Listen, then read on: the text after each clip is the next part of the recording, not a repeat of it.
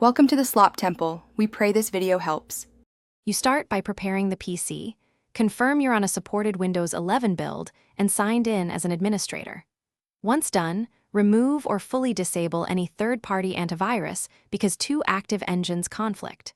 Next, run Windows Update and install all pending patches, then restart. These steps clear common blockers, so when you move to enable Microsoft Defender, the system accepts the change. Now proceed to the actual enable steps in Settings and Services. You open Settings, go to Privacy and Security, then open Windows Security. This is where Defender lives. In Windows Security, select Virus and Threat Protection and turn on Real-Time Protection and Cloud-Delivered Protection.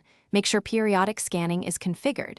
If Windows Security won't enable, press Win+R, Run Services. MSC, find Security Health and Win Defend, start them and set Startup to Automatic.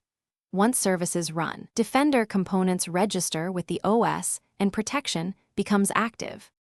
You finish by launching Windows Security and running a quick scan to verify scanning works, then check protection history for errors. If Defender stays disabled, open gpedit. MSC and navigate to Computer Configuration, right arrow Administrative Templates, right arrow Windows Components, right arrow Microsoft Defender Antivirus, and ensure policies don't disable it. Set them to not configured.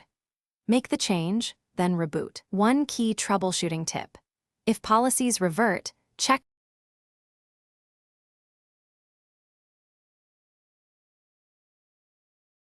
Thanks for watching.